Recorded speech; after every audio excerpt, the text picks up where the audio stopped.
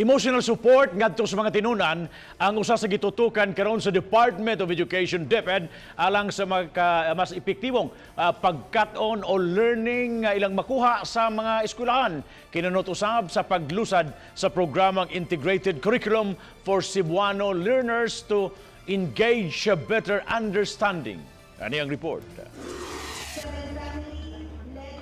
Gipanghimugatan ni Education Assistant Secretary J.H.S. Amban ang pagtutok sa mga magtutudlo dili lang sa academic excellence o sa mga subjects kundi apil na sa emotional support ngadto sa mga tinun-an.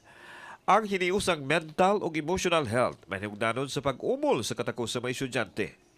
Kabahin kini sa pagpaligon pa sa integration program sa DepEd.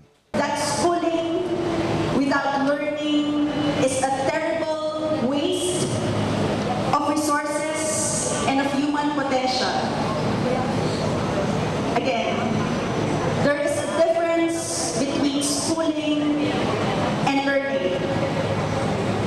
And I hope that we take that in mind. Karong adlaw gilusad ang God-centered curriculum diin umulon ang katakos sa mga tinun-an, malalaki man o babae.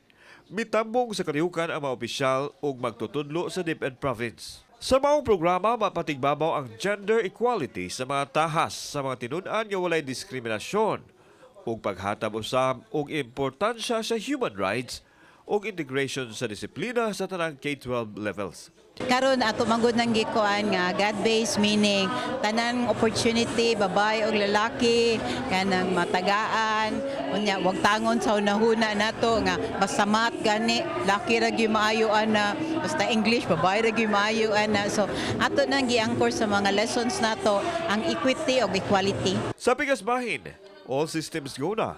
Ang mga tawhaan alang sa pagbukas sa klase karong Hunyo 3. Sa lalawigan sa Sugbo adunay mukapin sa tunga sa milyon kaya mga tinun-an gikan sa K1 hangtod na sa senior high school. Nato mga ginikanan mao ra gyapon no collection policy. If there is kanang mga cases on that, all they have to do is report it sa amo. Kauban si John Solon, ako si Alan Domingo. Balitang, Bisdak.